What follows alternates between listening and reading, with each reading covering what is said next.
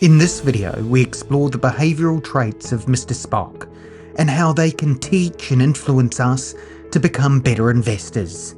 Spock's decision-making style is based on the rationalist ideal that reason is more powerful than emotion.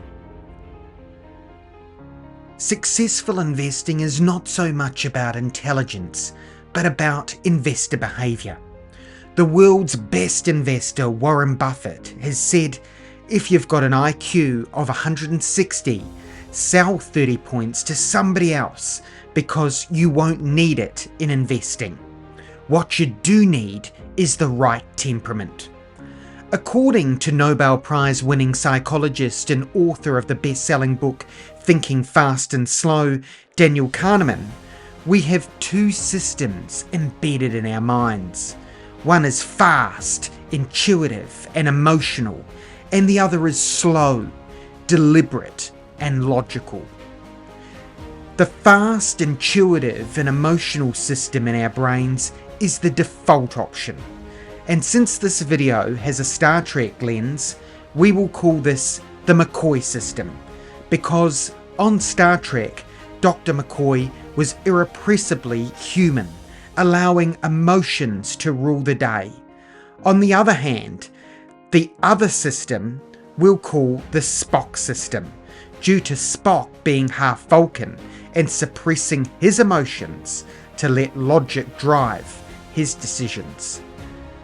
The McCoy system is a quick and dirty satisfying system which tries to give answers that are approximate rather than precisely correct. The advantage of this system is that it can handle large amounts of information at once. Our Spock brain is more logical and deliberate, but requires more cognitive effort. This system is precise, but the disadvantage is that it can only handle one thing or one step at a time. For example, solving a mathematical equation. We need both our McCoy and our Spock brains to survive as human beings. However, from an investment perspective, we may be best served by using our Spock brain. The University of Chicago's Richard Thaler, who also authored the book Nudge, is widely regarded as the founding father of behavioural economics, and he says that human beings behave more like Homer Simpson than Spock when it comes to investing. And this can be seen in behavioural factors and decision making that have been on display over history. We've had the Great Depression, the 1987 crash, the dot-com bubble, and the global financial crisis, as well as the recent COVID crash. So anyone who has been awake for the last 20 years will have noticed that stock market prices don't always seem to be rational.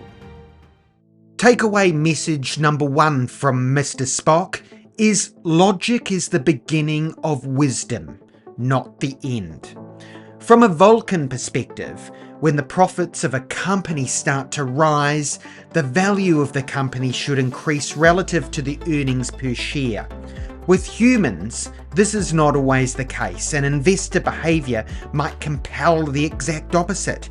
The economic outlook may look gloomy, the market might think that the company's best days are behind it, and just when you think that the price should go up, it may go down. But also, the opposite can happen.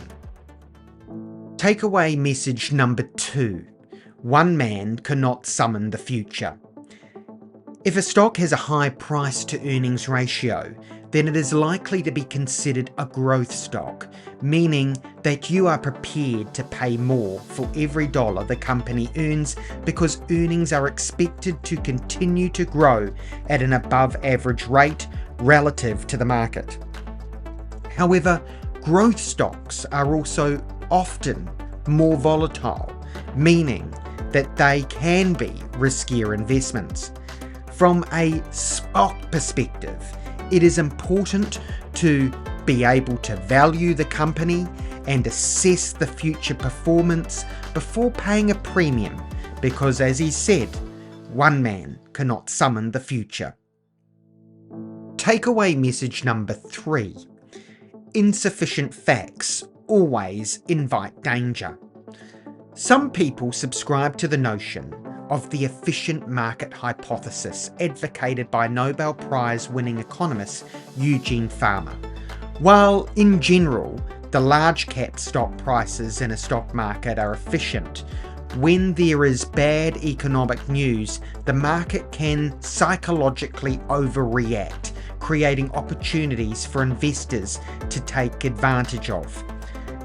If we were to have some type of Spock Vulcan stock exchange, well, it would be perfect in that it would have no crashes since the investors never chase the herd. So why investors behave irrationally in our system is something that is a bit of a dichotomy. If you think like Spock, then you can relate to how human emotions drive the stocks crazy. Takeaway number 4. Men sometimes see exactly what they wish to see. The final but most important lesson from Mr. Spock is taking rational choices to maximize your stock wealth. When you are being pressured by your emotional instincts to go, just stop for a minute and consult your inner Spock. If you determine that the threat is real, then go. But in most cases, the correct move is to stay and perhaps look for some bargains to add to your portfolio. In conclusion, buying high and selling low is the most illogical thing we humans do. Be like Spock and make sure that from a logical and rational perspective, you buy low and sell high.